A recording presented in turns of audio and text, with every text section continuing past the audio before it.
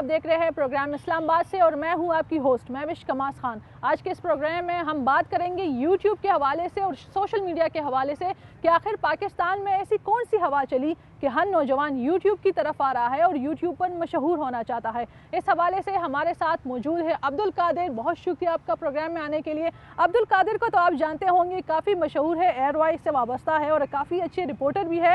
इनसे जानेंगे कि यूट्यूब पर वो कैसे आए। लेकिन सबसे पहले ये बताएं कि आपने यूट्यूब की तरफ कदम क्यों रखा, क्या वजह थी? देखिए, ये एक ऐसी सिचुएशन थी जब मैं देख पा रहा था कि बहुत सारे लोग रिपोर्ट कर रहे हैं टीवी चैनल्स के ऊपर डिफरेंट स्टोरीज़, लेकिन उसका बैकग्राउंड समटाइम मिस हो जाता है या वो डिटेल एनालिसिस उस तरह से नहीं हो पा रहा, और समटाइम्स फेक न्यूज़ इतनी ज़्यादा है कि जो रियल सेंस में जो न्यूज़ है ना वो कहीं ना कहीं दब जाती है। तो इसलिए मैं चाहता था कि इन्फॉर्मेशन इतनी ज़्यादा आ रही है, फ़्लो इतना ज़्यादा आ रहा है, तो मुझे लोगों को जो इनसाइड स्टोरीज़ हैं और उसका जो बैकग्राउंड है वो भी बताना चाहिए, बिकॉज़ हाफ इन्फॉर्मेशन भी समटाइम्स लोगों के लिए ख़तरनाक साबित होती है। तो इमरान खान साहब उन दिनों में प्राइम मिनिस्टर थे, तो बैक टू बैक बहुत ज़्यादा ख़बरें, बहुत ज़्यादा इंगेजमेंट आती थी। लेकिन जो यूट्यूब स्टार्ट करने की बेसिक रीज़न थी वो ये थी कि मैं देख रहा था कि जो पॉजिटिविटी है वो बहुत कम थी। अच्छा, और मैं आपको ये बताऊं कि अब्दुल कादिर की बहुत अच्छी बात यह है कि इनके आप जितनी भी वीडियोस देखें पॉजिटिविटी बहुत ज़्यादा है और इनकी कोशिश होती है कि कोई पॉजिटिव चीज़ लाएं उस पर। Positive, bright and moving forward Pakistan, ये बेसिक मेरी टैगलाइन थी। और इसी को मैं देखता था कि इतना कुछ हो रहा है प्राइम मिनिस्टर हाउस में, इतनी हैपनिंग्स हो रही हैं, पाकिस्तान के लिए इतना कुछ अच्छा हो रहा है, बट जो मेरी आंखों के सामने हो रहा है, इतनी मीटिंग्स हो रही हैं, इतनी सारी अचीवमेंट्स हो रही हैं, वो उस तरह से मीडिया के ऊपर क्यों हाईलाइट नहीं हो पा रही? क्यों हम सिर्फ पॉलिटिक्स के ऊपर टॉक शोज़ कर रहे हैं और लोगों को ज़्यादातर चीज़ें डिप्रेसिंग, जो डिप्रेसिव टॉपिक्स हैं उनके ऊपर लेके जा रहे हैं?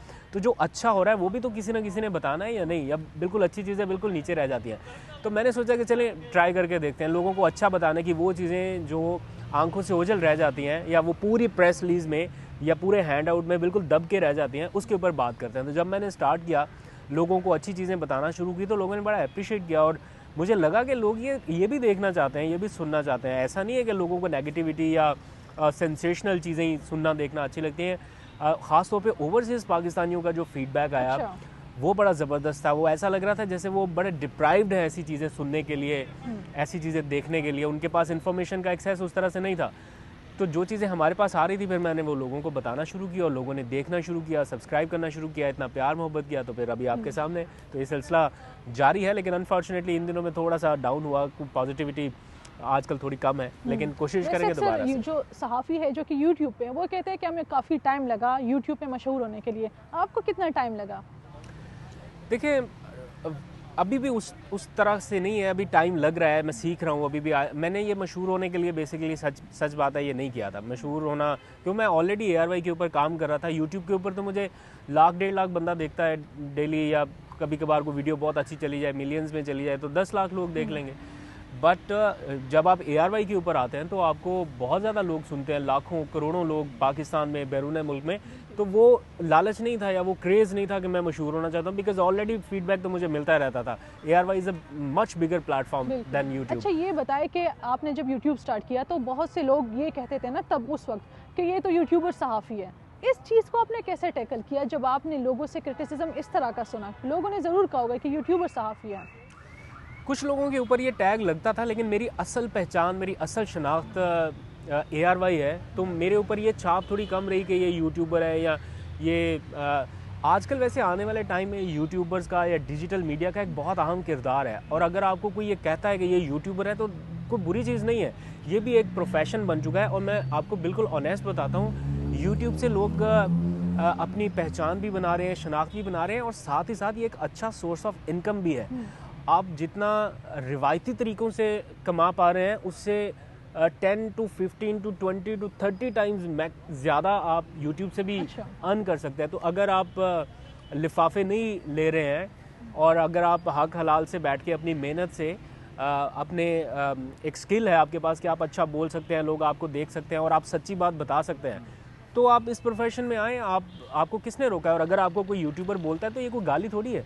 अच्छा, नौजवान नस्ल के लिए क्या कहेंगे जो कि यूट्यूब पे आना चाहता है या यूट्यूबर बनना चाहते हैं, तो कौन से ऐसे स्टेप्स होंगे कि वो उनको फॉलो करे तो अच्छे यूट्यूबर बन सकते हैं और काफ़ी अच्छे लाइक्स व्यूज़ ले सकते हैं? कौन से ऐसे स्टेप्स होंगे? देखिए, जो नए लोग आ रहे हैं ना, वो शायद ये समझते हैं कि सारा पॉलिटिक्स ही यूट्यूब है।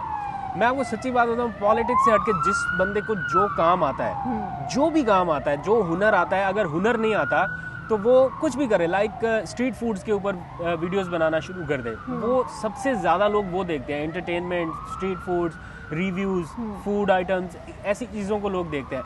Politics is the least category जिसको लोग सुनते देखते हैं। अगर मुझे आज मौका मिले ज़ीरो से स्टार्ट करने के लिए, तो मैं बिल्कुल एक ऐसा यूट्यूबर बनूं जो लोगों को एंटरटेनमेंट या ये क्या कहते हैं, आप मुझे भी काफ़ी इंकरेज करते हैं कि यूट्यूब स्टार्ट बिल्कुल एग्जैक्टली मैं यही चाहता हूँ कि अगर ज़रूरी नहीं है कि आपने सिर्फ पॉलिटिक्स के ऊपर आएंगे तभी आप यूट्यूबर हैं, या आप इमरान खान या सियासत के ऊपर बात करेंगे। देखें, लोग जब सुनते हैं, आपको देखते हैं, तो वो ये समझना जानना भी चाहते हैं कि आप जो बात बता रहे हैं, आपके पास क्या ऑथेंटिसिटी है, क्रेडिबिलिटी है कि आप जो कह रहे हैं वो ठीक है, आपके पास उस बैकग्राउंड इन्फॉर्मेशन के बारे में सब कुछ पता है आपको। तो इसलिए हर बंदा भी आके अगर पॉलिटिक्स के ऊपर बात करेगा या इमरान खान की मीटिंग्स की इनसाइड स्टोरी बताने लग जाएगा, तो हर कोई बिलीव भी नहीं करेगा और वो कामयाब भी नहीं होगा। इसलिए अगर आपके पास वो नॉलेज है, एक्सपीरियंस है, आप कर सकते हैं, फिर तो आप करें पॉलिटिक्स के ऊपर। लेकिन ये ज़हन में रखें कि पॉलिटिक्स को देखने वाले सबसे कम लोग हैं। तो क्या यूट्यूब एक अच्छा ज़रिया है आमदन का?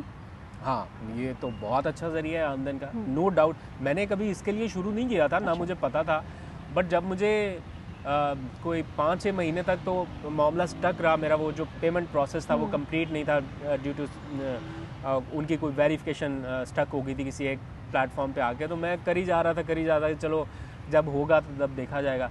तो वो 5-6 महीने डिले हो गया बहुत ज़्यादा ना। तो वो जब सारी पेमेंट मुझे इकट्ठी एकदम से मिली, आई वाज लाइक यार व्हाट, सीरियसली ये तो 8 सालों में मैंने इतना नहीं कमाया, यानी ऐसा था? ये सच बात है, ये सच बात है। मेरा जितना भी अर्निंग का था, जो ऑलरेडी मैं अर्न कर रहा था, वो बिल्कुल एक साइड पे था, और जो फिर मुझे यूट्यूब से मिला वो बिल्कुल एक साइड पे था। अच्छा। And that was huge. बिल्कुल, बहुत शुक्रिया अब्दुल कादिर आपका। तो ख़वातीन व हज़रात, आपने अब्दुल कादिर की गुफ्तगू तो सुन ली, लेकिन अब बढ़ते हैं अपने मज़ीद मेहमानों की तरफ जो कि ट्रेल 5 पे हमारा इंतज़ार कर रहे हैं। पर उससे पहले एक छोटी सी ब्रेक।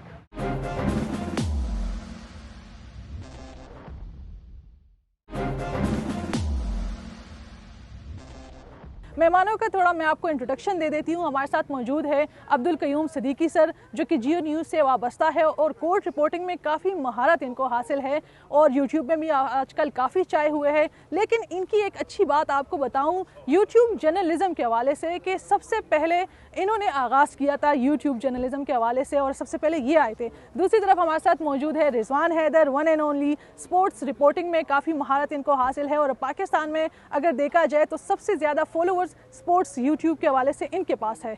और तीसरी तरफ हमारी तीसरी मेहमान जो है वो है सुमेरा खान, दबंग सहाफ़ी है और काफ़ी मशहूर है सोशल मीडिया पर। इनका यूट्यूब भी काफ़ी अच्छा है और लोग इनको काफ़ी देखना पसंद भी करते हैं और ख़ासकर इनको महारत है हासिल है पाकिस्तान और अफ़गानिस्तान के ताल्लुकात पे। तो इनसे थोड़ी सी हम बात करेंगे, चिट करेंगे यूट्यूब और सोशल मीडिया के हवाले से कि आखिर कौन सा मूवमेंट था, कौन सा ऐसा लम्हा था कि इन्होंने कहा कि चले क्यों ना यूट्यूब पे शिफ्ट हो जाए। तो सबसे पहले हम बात करेंगे, उनसे जानेंगे अब्दुल कयूम सिद्दीकी सर से। क्या कहेंगे सर आप, ऐसे कौन सा मूवमेंट आया आपकी लाइफ में कि आपने कहा कि मैं टीवी से हट कर भी कुछ करूं, क्योंकि आपकी जो स्क्रीन है जियो न्यूज़ की काफ़ी बड़ी स्क्रीन है, लेकिन आपने यूट्यूब को क्यों चुना? आप मुझे चाहते हैं कि जियो वाले मुझे निकाल दें तो ठीक है, मैं बता देता हूँ आपको, फिर नौकरी कौन देगा मुझे। एनीवेज, ये मजाक था। देखें, हमारे यहाँ जो जर्नलिज्म पे सेंसरशिप हुई है ना, हालांकि हम कोर्ट्स को कवर कर रहे थे, कोई ऐसा मसला नहीं था, लेकिन कोर्ट्स के अंदर भी जो है वो कुछ ऐसी बातें हो रही थी और हो रही थी जो कि शायद कहीं किसी को अच्छी नहीं लगती होंगी, या जो है उसके कोई भी रीज़न हो सकती है XYZ, मैं उसके अंदर नहीं जाना चाहता हूँ। मेरा मसला ये था कि हम जो कोर्ट के अंदर रिपोर्ट करते थे वो न्यूज़ तो चलती नहीं थी।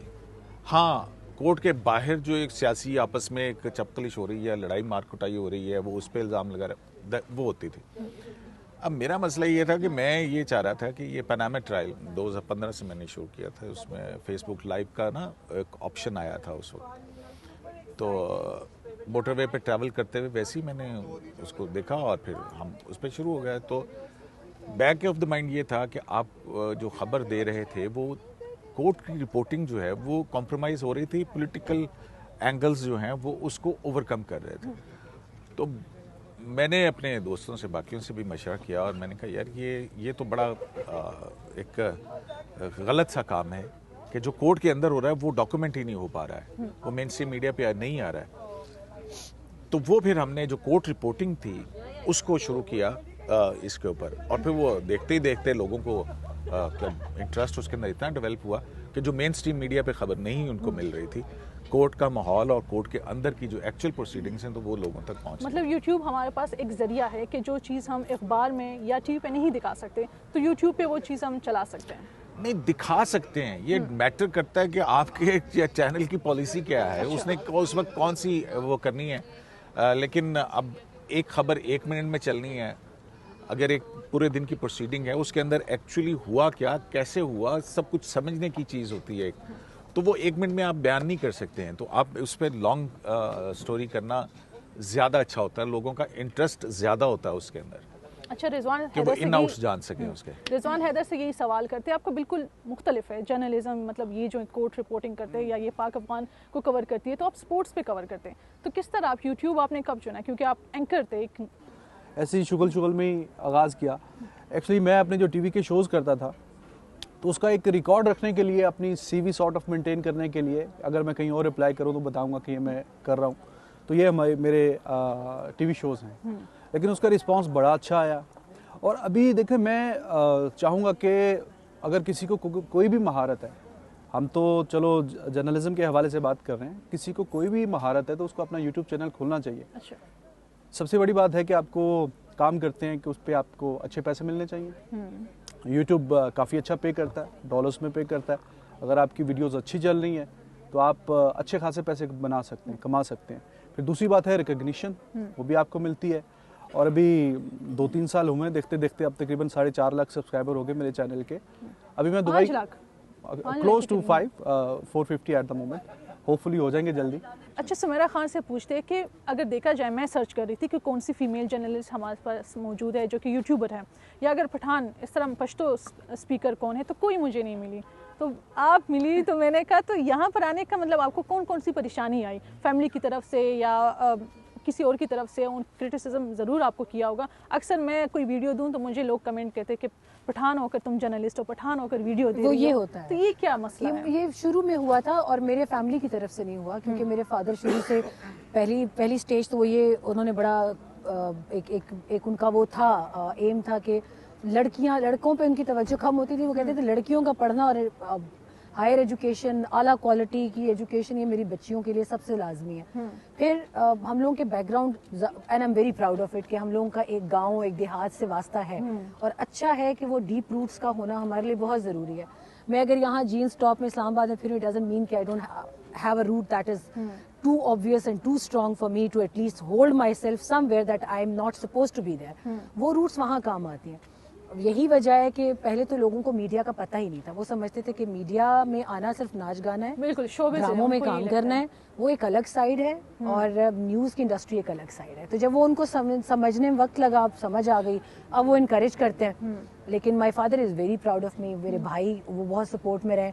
हमारे यहाँ उल्टा सिस्टम था, अम्मी ने सपोर्ट नहीं किया, भाइयों ने और बाप ने सपोर्ट किया।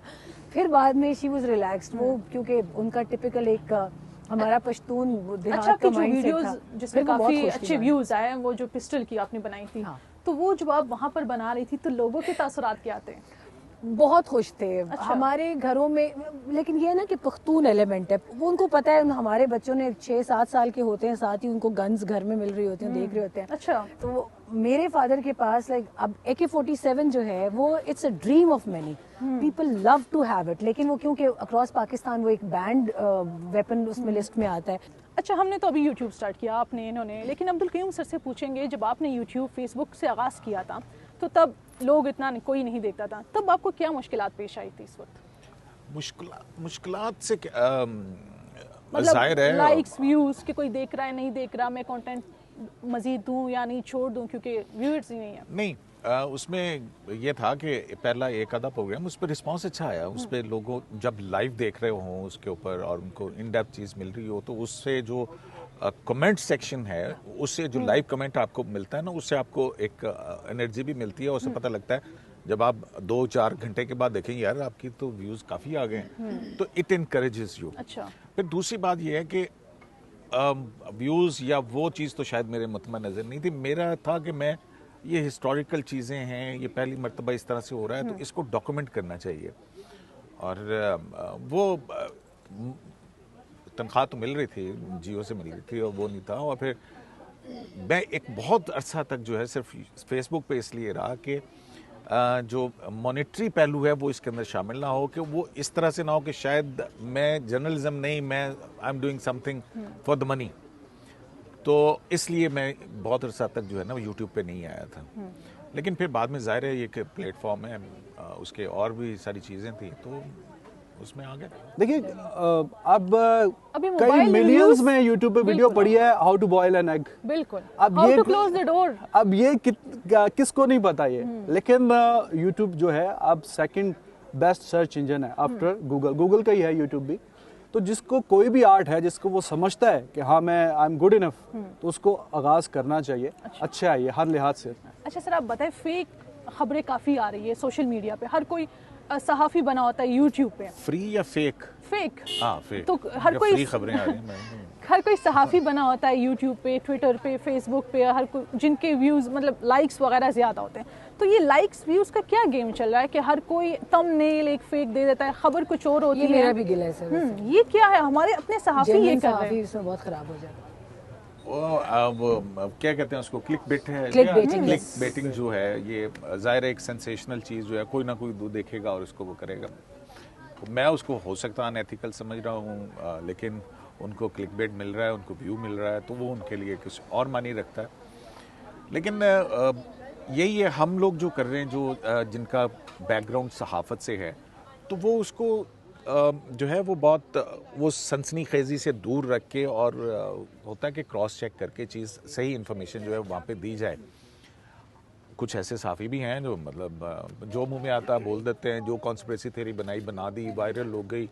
फिर उसके बाद ग्रुप्स हैं मुख्तलिफ। अगर मैं इंक्लाइन हूँ एक सर्टेन पॉलिटिकल पार्टी से, तो मैं वहाँ पे पॉपुलैरिटी लेने के लिए जो है मैं उनका साथ लगा हुआ। सो क्योंकि उससे है चीज़ें होती हैं, लेकिन ये हर जगह होती हैं। ये छुरी की तरह से ही है कि आप चाहे फल काट लें या किसी के गले के ऊपर फेर दें, तो ये उसका इस्तेमाल जो है वो देखते हैं। लेकिन जो फेक न्यूज़ है अल्टीमेटली डाई डाउन हो जाती है। अच्छा, कुछ दिन पहले एक वीडियो देखी थंबनेल तक कि कतरीना कैफ ने इस्लाम कबूल कर लिया है, बाकी ज़िंदगी वो पाकिस्तान में आके गुजारेंगे। इस पे आप क्या कहेंगे ऐसे थंबनेल पे? नहीं, पहले तो बंदा उससे पूछे कि वाई ओनली पाकिस्तान मतलब मुसलमान ममालिक और भी है ना। कतर इस वक्त सबसे ज्यादा हॉट केक की तरह बिक रहा है, तो वाई इस्लाम कबूल के तो कतर भेज दो बेचारी को। अरे भाई, यहाँ पे पॉलिटिकल पार्टीज जो हैं वो देखती हैं कि यहाँ पे ट्रेंड्स क्या चल रहे हैं, तो मजहबी ट्रेंड जो है वो उसके बुनियाद पे आपके लीडर्स जो हैं वो तकारीर करते हैं। ठीक है, मैं किसी नाम नहीं ले रहा हूँ किसी भी पॉलिटिकल पार्टी का, ट्रेंड्स आर मोस्ट तो वो एक्सेप्टेबल। अब क्योंकि जो मुख्तलिफ जो इनके सिस्टम्स हैं उसमें पता लग जाता है ना कि कौन क्या ट्रेंड कर रहा है। जियो फेंसिंग है, ये है। इवन अब तो देखिए ना, आप और मैं बात कर रहे हैं, अगर फेसबुक की बात कर रहे हो या किसी स्पेशल ब्रांड की बात कर रहे हो, थोड़ी देर के बाद आप अगर फेसबुक खोलेंगे तो आपके पास वो एड्स उसके आए हुए होते हैं। और इसी तरह से ये ऐसा इंस्ट्रूमेंट है जो हर बंदे की पसंद नापसंद और उसको कैटेगराइज कर देता है। तो उससे पता लगता है कि हाँ, फिर जो कंपनीज हैं जो डाटा एनालिसिस करती हैं, वो फिर वो अपना डाटा जो है मुख्तलिफ तरह इस्तेमाल होता है, तो उसकी बुनियाद के ऊपर सियासी लीडर तकरीरें कर रहे होते हैं, प्रोडक्ट वाले जो हैं वो अपनी मार्केटिंग कर रहे होते हैं, और ये सारा कुछ और ये हो भी चुका है in the case of Donald Trump. अगर आपको याद हो कि उसके चांसेस भी नहीं थे दूर दूर तक, लेकिन डेटा एनालिटिकल कंपनीज ने उसको कहा कि by this time we are going to give you some details and if you follow them, if you create a collective kind of mindset in America, you are going to. Social media की बहुत ही अहमियत है अभी। अगर मेरे पास independent एक platform है जो कि पूरी दुनिया में दिखाया जा रहा है और फ्री ऑफ कॉस्ट है, अब ये मेरे स्किल्स हैं, मेरा हार्डवर्क है, मैं उसको इस्तेमाल करते हुए कैसा उसका इस्तेमाल करता हूँ। तो हर बंदे को जिसके पास जीमेल आईडी है उसके पास ये फैसिलिटी अवेलेबल है। तो लोगों को बहुत ज़्यादा अवेयरनेस भी शायद इस हवाले से नहीं है। जैसे मैंने आपसे पहले अर्ज़ किया कि जो लोग भी ये शुरू करना चाहते हैं, पहला first step is the hardest one. चलिए, वैसे गपशप का तो काफ़ी मज़ा आ रहा है, चाय भी हम आपने तो पी ली, हमारी तो ठंडी हो गई है। बाकी हम कभी मौका मिलेगा तो ज़रूर आपको फिर बुलाएंगे और यही गपशप जो इस तरह करेंगे। अब हम जाते हैं एक छोटी सी ब्रेक के, और ब्रेक के बाद जब हम आएंगे तो आपकी मुलाकात करेंगे मुज़म्मिल हसन से।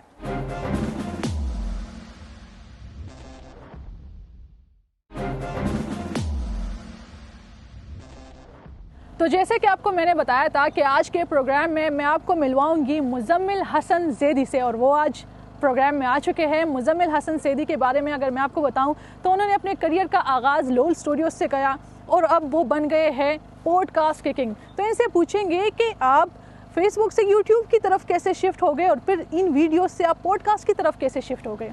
पहले तो अस्सलाम वालेकुम, थैंक यू सो मच मुझे बुलाने के लिए। नहीं, आपका बहुत शुक्रिया, हमने आपको काफ़ी वेट भी कराया। नहीं, नॉट एट ऑल।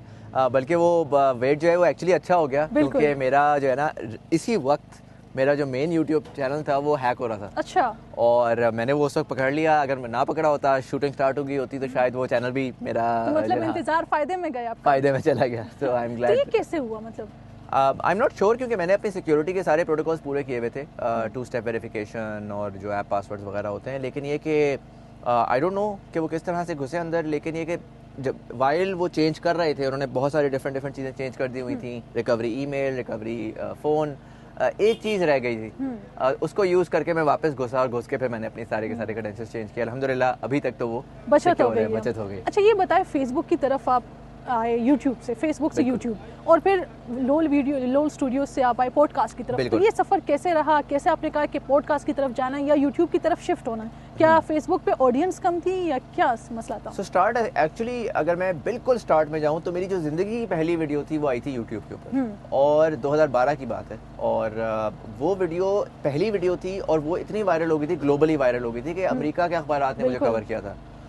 अच्छा, पाकिस्तान में 7 दिन बाद जो है वो यूट्यूब बैन हो गया था। तो यूट्यूब से फेसबुक पे आने की वजह ये थी कि साफ सी बात है, पाकिस्तान में यूट्यूब था ही नहीं। 4 साल उसके बाद जो हमने काम किया उसमें यूट्यूब बंद था, और हमने फिर फेसबुक की वीडियोज़ आ गई थी, उस पर वीडियोज़ बनाना शुरू कर दी और वो सारा कुछ करना शुरू कर दिया। फिर 2015 में मैंने फेसबुक पे काम छोड़ दिया हुआ था। वहाँ पर ये था कि मैं ख़ुद भी एक इंसान ग्रो कर रहा होता है। मेरी जो आखिरी वीडियो आई थी वो बहुत ज़्यादा वायरल हुई थी, लेकिन बाहर हुई थी, यूरोप और अमेरिका में बहुत वायरल हुई थी, और बड़े सारे किस चीज़ पे थी वो वीडियो? पेरिस अटैक्स हुए थे उस वक्त। तो उसके ऊपर हमने एक मैसेज रिकॉर्ड किया था। हमने कहा था कि जी हम हम आपसे ताज़ियत तो कर सकते हैं, लेकिन हम जिम्मेदारी नहीं ले सकते, क्योंकि हमारे अपने साथ APS हुआ था 1 साल पहले, और मुसलमान जो हैं वो खुद विक्टिम है इस चीज़ का। हम 1.6 बिलियन मुसलमान हैं इस दुनिया के अंदर, अब तो उससे भी ज़्यादा हो गए। तो अगर हम सारे वैसे होते तो शायद आपके लिए रहना मुश्किल हो गया होता। तो ये इलॉजिकल सी बात है कि आप सबको ब्लेम करें। बिल्कुल। और वो वायरल हो गई वहाँ पर, और उसके बाद फिर बहुत सारे CNN और BBC और बहुत सारे डिफरेंट चैनल्स ने इंटरव्यू किया। अच्छा, उसको करने के बाद मुझे एहसास हुआ कि एक छोटी सी वीडियो आधे घंटे में सोचा, घंटे में शूट की, आधे घंटे में एडिट की और अपलोड कर दी, और उससे इतना बड़ा इम्पैक्ट ग्लोबली कि 4 करोड़ लोगों ने यूरोप में और अमेरिका में देखा। तो मैंने सोचा कि यार डिजिटल मीडिया जो है वो सिर्फ और सिर्फ ये तो नहीं रहा कि बस फनी वीडियोस बनाओ और शुगल मेले में उसको गुजार दो। हम उससे कोई इम्पैक्ट भी ला सकते हैं, कोई पढ़ी लिखी बात भी की जा सकती है। तो मैंने वो वीडियोस बनाना छोड़ी, मैंने सीखना शुरू किया कि क्या क्या है इसके पीछे फ़लसफ़ा क्या होता है, नंबर्स किस तरह काम करते हैं, ऑडियंस किस तरह काम करती है। और फिर 2019 में मैंने फिर से काम शुरू किया। उसमें फिर हमने थोड़ी एजुकेशनल कॉमेडी और एजुकेशनल वीडियोस बनाई, फेसबुक पे बनाई, और फिर इवेंचुअली 2020 में पॉडकास्ट स्टार्ट की। अब जो आपका सवाल था कि पॉडकास्ट पे आने का मकसद क्या था, लोल स्टूडियो से, कॉमेडी प्लेटफॉर्म से, इस सीरियस पाकिस्तान में आपको कहा जाता है कि मुज़म्मिल हसन ज़ैदी पॉडकास्ट के किंग है। अल्लाह ताला का करम है और लोगों की ये मोहब्बत है कि वो ये कहते हैं। वैसे मेरे से पहले भी बहुत सारे लोगों ने पॉडकास्ट की हुई थी। हमारा ये था कि हमने उसको आके, मैं कहूँगा उसको मैकडॉनलाइज कर दिया कि कंटिन्यू भी रखा। हाँ, हफ्ते की 3 एपिसोड हमारी पिछले 3 साल आती रही हैं रेगुलरली। और बहुत सारे ऐसे एरियाज को हमने टारगेट किया जो कि इससे पहले शायद टारगेट नहीं हुए थे।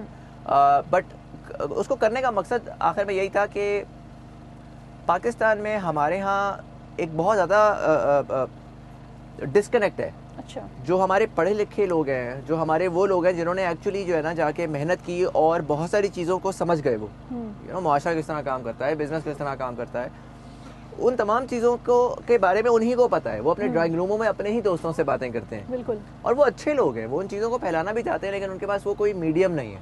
अच्छा। तो मैंने 10 साल जो इसमें काम किया था मीडिया के ऊपर, डिजिटल मीडिया के ऊपर, मेरी बहुत सारी सलाम दुआ हो गई थी ऐसे लोगों के साथ। तो मैंने सोचा कि इनको बुला करके मैं इनके दिमाग के ये चीज़ें जो भी करते हैं उसके पीछे कोई सोच है, उस सोच को समझने की कोशिश करूं और मैं खुद भी सीखूं और रिकॉर्ड करके लोगों को भी सिखा दूं। अच्छा, पाकिस्तान में अब हर कोई यंगस्टर यूट्यूबर बनना चाहता है या सोशल मीडिया पर वायरल होना चाहता है तो उनके हवाले से क्या कहेंगे आप? क्योंकि आप एक तरफ अगर यूट्यूब ऑन करूं, थंबनेल हज़ारों किस्म के आए होते हैं, फेक न्यूज़ उस पर आ रही होती है, उस पर आप क्या कहेंगे? क्योंकि आपकी जो वीडियोस है, जो पॉडकास्ट या जो भी वीडियोस है, पॉजिटिव होती है, तो आप उस चीज़ को कैसे मेंटेन करते हैं? क्योंकि आपको पता है हमारी आवाम एक आदी हो गई है नेगेटिव चीज़ की या सनसनी खेज, ब्रेकिंग, एक्सक्लूसिव इसकी, और आपके पॉडकास्ट आराम से होते हैं और सुकून से होते हैं, बिल्कुल ठहराव के साथ होते हैं। ये कैसे आपने किया इसको? एक चीज़ को मैं बहुत ज़्यादा कहता हूँ, अगेन ठहराव है, मैंने भी सीखा, मैं बड़ा हुआ आहिस्ता आहिस्ता तो मुझे समझ आई कि ठहराव, हमारे बड़े कहा करते होते थे कि अपनी ज़िंदगी में ठहराव लेकर आओ, हमें अब समझ आई। मैं आपका सवाल, आपने मल्टीपल सवाल पूछे, बट मैं जो प्राइमरीली जो इम्पोर्टेंट चीज़ है ना, आपने वो बोला क्लिक बेट, फेक न्यूज़। हमारे ज़्यादातर लोग जो हैं वो कॉन्स्टेंटली इस रेस में होते हैं कि मैंने व्यूज़ किस तरह बढ़ाने हैं, अच्छा, मैंने अपनी वायरल किस तरह से होना है, और उसके हैक्स हैं। एक थंबनेल आपने ऐसा बना लिया, ऐसा इस किस्म का बना लिया, या टाइटल ऐसा लिख दिया, उससे लोग आ तो जाएंगे, पर क्या वो रुकेंगे? बिल्कुल, ये बात मेरे लिए सबसे इम्पोर्टेंट चीज़, मैं एक बड़ी बेसिक सी, मैं कोई ऐसी बात नहीं करना चाहता कि मैं कोई बहुत बड़ी चीज़ हूँ और मैं लोगों को सिखा रहा हूँ, मैं अपना बताऊँगा कि मैंने क्या किया। मैं स्टार्ट से ना, मैंने अपनी टीम को ये बोला हुआ था कि यार मेरे लिए इस चैनल की पहली 100 एपिसोड जो है ना, वो मेरे लिए। अच्छा, मुझे इससे गर्ज ही नहीं है कोई देख रहा है नहीं देख रहा, ना मैंने उसको अपने इंस्टाग्राम पे मार्केट किया जहाँ मेरी बहुत बड़ी फॉलोइंग थी, ना फेसबुक पे मार्केट किया, मैंने बस रिकॉर्ड किया और मैंने यूट्यूब पे डाल दिया और बस खामोशी। और यूट्यूब के एल्गोरिदम ने अगर दिखा दिया, किसी को दिखा दिया, और कुछ नहीं। वजह उसकी क्या थी? वजह ये थी कि देखें, पहली चीज़ ये है, मैं खुद भी सीख रहा था, राइट। कोई बच्चा आता है, कहता है मैं अब अपना व्लॉग बनाऊंगा, पहली वीडियो से मैं वायरल हो जाऊंगा, ऐसा नहीं हो सकता, ऐसा नहीं होता। YouTubing is like any other career. आप उसमें पहले एक स्किल बनाएंगे, तो 100 एपिसोड्स तो आपको लगती हैं या 100 वीडियोस लगती हैं आपको सीखने में कि मुझे बोलना किस तरह है, मैनूवर थ्रू किस तरह से करना है, क्या चीज़ें लोगों को पसंद आ रही हैं, क्या चीज़ें बुरी लग रही हैं। और हमारे नौजवान आते हैं, अगर उनकी व्यूज़ ना आए कुछ दिनों या 1 महीना भी वो इस्तेमाल करते हैं, उनके व्यूज़ नहीं आते, लाइक्स नहीं आते, वो छोड़ देते हैं। बिल्कुल, कि हमसे हो ही नहीं सकता। तो लेकिन आपने कंसिस्टेंसी, मैं आपको बताऊं, मेरी पॉडकास्ट के ऊपर पहले 6 महीने 200 से 300 व्यूज़ आते थे। अच्छा, आप अंदाज़ा लगाएं, 2015 में 40 मिलियन व्यूज़, 4 करोड़ व्यूज़। 2020 में 1.5 घंटे की पॉडकास्ट जिसको एडिट करने के 3 घंटे लगते थे और सारा कुछ था, उसके ऊपर 300 व्यूज़। अब मैं सोचूं यार, इतना टाइम ज़ाया, हफ्ते में 3 एपिसोड रिकॉर्ड हो रही हैं, बंदे हायर किए हुए हैं एडिट करने के लिए, सारा कुछ करने के लिए, तो ये तो मेरा टाइम ज़ाया हो रहा है। अच्छा, बात आखिर में ये है कि आप अपनी प्रोडक्ट पे फोकस करें, अगर चीज़ के अंदर वैल्यू है ना, तो वो ऑटोमेटिकली ग्रो कर जाती है। एक दिन आएंगे लोग। हाँ, एक दिन लोग आएंगे, बट ये बहुत इंपॉर्टेंट है। मैं एक मोटिवेशन स्पीच नहीं देना चाह रहा कि यार आप बस काम करते रहे, लोग आएंगे आएंगे। आपका काम भी अच्छा होना चाहिए, और उसके लिए बड़ा इंपॉर्टेंट है कि ये समझो कि मैं जो बना रहा हूँ वो क्यों बना रहा हूँ, उसके पीछे वैल्यू क्या है, उससे लोग क्या लेकर जा रहे हैं। मैं ये नहीं कह रहा कि हर किसी को अच्छी पढ़ी लिखी बात ही करने की जरूरत है। अगर आप एंटरटेनमेंट भी बना रहे हैं, क्या आपकी चीज़ वाकई एंटरटेनिंग है? क्या आपके इर्द गिर्द के लोग उसको देखकर खुश होते हैं, हंसते हैं और कहते हैं यार फिट अगली वीडियो कब आएगी? अच्छा, मुज़म्मिल हसन ज़ैदी के लिए लाइक्स व्यूज़ कितना मैटर करता है? मेरे लिए बिल्कुल भी नहीं करते, सच्ची बात है, वेरी ऑनेस्टली।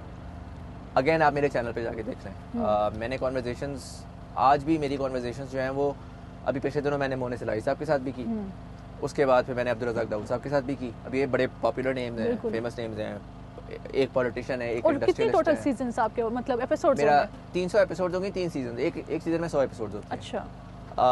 और साथ ही मैंने जो है वो लम्स के एक जो साइंसेस डिपार्टमेंट के हेड ऑफ डिपार्टमेंट हैं, जो फिजिक्स के प्रोफेसर हैं, उनके साथ एक कॉन्वर्जेशन की, जो कि कॉन्वर्जेशन है कि साइंस को हम किस तरह इस मुल्क में ज़्यादा फैला सकते हैं। अब मैं आपको गारंटी लगा के देता हूँ उस पर कम व्यूज़ आएंगे। बिल्कुल, ये तो है, इंटरेस्ट की बात है। लेकिन अगर मैं व्यूज़ के पीछे जाऊँ तो मैं, आप खुद सोचें ना, मोने सिलाही और अब्दुल रज़ाक दाऊद के बाद बहुत सारे और ऐसे नाम हैं जिनको मैंने अभी नहीं कवर किया, मैं उनके पीछे लगूँ, मैं कहूँ यार उसको पकड़ता हूँ, उसको पकड़ता हूँ, उसको पकड़ता हूँ, क्योंकि मेरी तो व्यूज़ आते रहे, मैं ग्रो करता रहूँ। बट बात यह है कि व्यूज़ आर सेकेंडरी। हाँ, व्यूज़ आपका जो है ना वो जिसे कहते हैं कि किचन चलाते हैं in the long run, but मेरे लिए प्राइमरी चीज़ ये होती है कि कहाँ पर मुझे वैल्यू मिलेगी, किससे बात करने का एक्चुअली मुझे मज़ा आएगा, मुझे सीखने को मिलेगा, मेरी ऑडियंस को मिलेगा, सीखने को मिलेगा। व्यूज़ कम एंड गो, ये मैंने एक लाइफ में अगर अपने 10-12 साल के एक्सपीरियंस में देखा है कि इज्जत शोहरत अल्लाह ताला देते हैं और अल्लाह ताला यूं करके ले लेते हैं।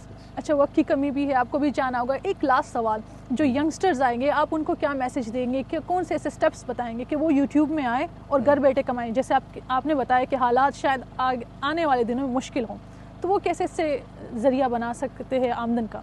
देखिए, इसमें ना बड़ी एक इम्पॉर्टेंट चीज़ ये है समझने की कि पाकिस्तान में 100 मिलियन इंटरनेट यूज़र है और एक एस्टिमेट है कि 50 मिलियन से ज़्यादा जो है वो यूट्यूब इस्तेमाल कर रहा है, टिकटॉक भी इसी तरीके से इस्तेमाल कर रहा है। एडवाइस मेरी सिर्फ यूट्यूब के लिए नहीं है, वो टिकटॉक के लिए भी हो सकती है, वो फेसबुक के लिए भी हो सकती है, ओवरऑल सोशल मीडिया पे बहुत सारे लोग हैं। पहली चीज़ तो ये है समझने की कि जब लोग सोशल मीडिया पे आते हैं ना तो उनको कुछ ना कुछ चाहिए होता है, वो अपने आप अपना टाइम आपको दे रहे हैं, उस टाइम के एवज आप उनको कुछ प्रोवाइड कर रहे हो। अच्छा, तो अगर आप बस ऐसी कंटेंट बना रहे हैं, शुगल मेला फन मेरी ज़िंदगी देखो रैंडम, तो वो एक्चुअली वो एक फेयर ट्रांजैक्शन नहीं है। अच्छा, राइट, आपने कुछ देखना है कि यार या तो मैं इसको कहीं कुछ सिखा रहा हूँ, चाहे मैं उसको पैसे कमाना सिखा रहा हूँ या मैं उसको अपनी ज़िंदगी को बेहतर करना सिखा रहा हूँ, या मैं बड़ी सिंपल सी, मैं एक चीज़ मैंने देखा कि पाकिस्तान में उस तरह से नहीं है। हमारे यहाँ ट्रैवल व्लॉगिंग की बात होती है तो हम ट्रैवल व्लॉगिंग को क्या कहते हैं कि यार हम जाएंगे नॉर्दर्न एरियाज, एक ड्रोन का शॉट होगा, बिल्कुल एक फ़लसफ़ा होगा खूबसूरत सा, बड़ा मुश्किल काम है। लड़के कहते हैं कि यार हमारे पास तो ड्रोन के पैसे नहीं है, महंगे कंप्यूटर नहीं है, हम कैसे एडिट निकालें, कैसे करें? मैं उसका बड़ा एक आसान हल बताता हूँ। आपको पता है कंज्यूमर को इस वाली वीडियो से ज़्यादा इंटरेस्ट इस चीज़ में होता है कि आप जाएं अपने मोबाइल फ़ोन से जाएं और जाके बताएं कि यार ये मैंने ट्रिप किया नथिया गली का, यहाँ पे होटल्स की क्या ऑप्शन है, 3000 रुपये में ये होटल है, 8000 रुपये में ये होटल है, 12000 रुपये में ये होटल है, जाने का खर्चा कितना आता है, वहाँ पे खाने की क्या क्या क्या ऑप्शन है। इसकी इतनी डिमांड है और ये हर चीज़ में है। लाइफस्टाइल में आ जाए, कौन से फ्रिज है मार्केट में अवेलेबल, कौन से एसी है मार्केट में अवेलेबल, तो ये रिकमेंडेशंस कुछ हैं, आई डोंट नो कि हेल्पफुल होंगी। नहीं, क्यों नहीं, काफ़ी हेल्पफुल होगी और उम्मीद करती हूँ कि जो भी देख रहे हैं उनको भी काफ़ी इससे फ़ायदा मिलेगा, क्योंकि मुज़म्मिल जो कि पॉडकास्ट किंग उनको समझा जाता है और उन्होंने अपनी कुछ अहम मालूमात शेयर की, तो ज़रूर उन लोगों को फ़ायदा होगा। बहुत शुक्रिया सर आपका, आपने अपना कीमती वक्त दिया। उम्मीद है आपने उनसे बहुत कुछ सीखा होगा। आपसे मुलाकात होगी अगले प्रोग्राम में, मुझे इजाज़त दीजिए, अल्लाह हाफ़िज़।